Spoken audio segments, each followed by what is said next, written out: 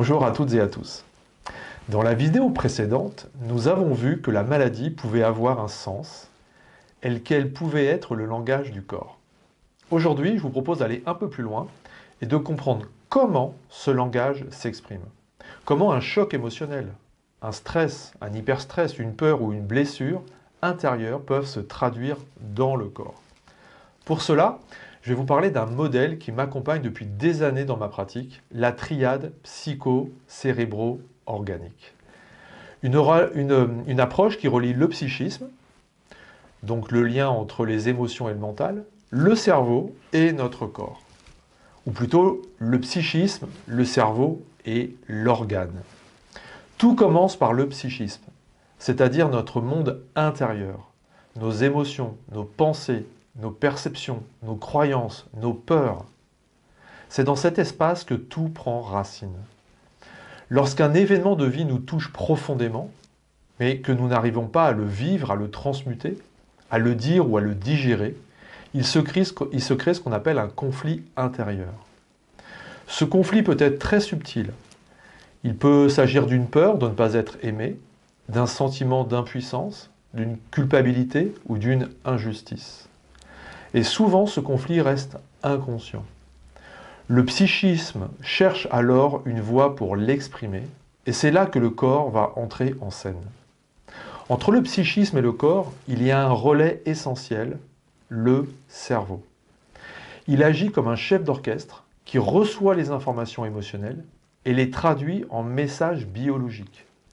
Donc lorsqu'un stress ou une émotion reste bloquée, le cerveau va convertir ce ressenti en un signal biologique adressé à un organe précis. Et chaque zone de notre cerveau est en lien avec une fonction du corps. La peau, les poumons, le cœur, le foie, l'estomac, etc. Par exemple, un conflit de séparation peut activer une zone du cerveau reliée à la peau. Un conflit de peur peut affecter les bronches ou le cœur. Un conflit de digestion peut toucher le système digestif. Tout cela n'a rien de magique. C'est le langage biologique de l'adaptation. Le cerveau cherche la meilleure solution possible pour aider le corps à gérer ce stress. L'organe, enfin, est l'expression visible du processus. C'est dans le corps que le message prend forme. Le symptôme apparaît quand l'organisme a accumulé une tension qu'il ne peut plus gérer autrement. C'est une tentative d'équilibre, une forme d'intelligence du vivant. Le symptôme n'est donc pas l'ennemi, il est le messager.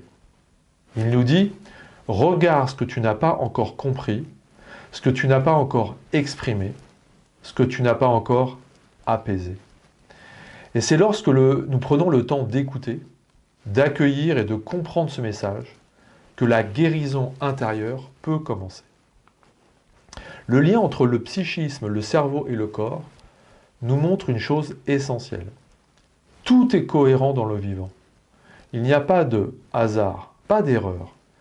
Il y a des mécanismes d'adaptation, parfois douloureux, mais toujours porteurs de sens. Lorsque nous rétablissons la cohérence entre nos émotions, nos pensées et nos actes, le corps n'a plus besoin de parler à travers la maladie. C'est à ce moment-là que le processus de guérison véritable peut s'enclencher. Vous l'aurez compris, le lien entre le psychisme, le cerveau et le corps ouvre une voie passionnante. Celle d'une médecine du sens, d'une compréhension profonde de la vie et du vivant. Dans la prochaine vidéo, nous verrons comment la peur, parfois inconsciente et souvent inconsciente, joue un rôle majeur dans ce processus et comment elle peut, parfois, rendre le corps malade. Si cette vidéo vous a parlé, je vous invite à la partager, à vous abonner et à me dire en commentaire qu'est-ce que le lien entre le psychisme, le cerveau et le corps évoque pour vous. Merci pour votre présence, prenez soin de vous et souvenez-vous, le corps, le cerveau et l'esprit travaillent ensemble pour votre évolution.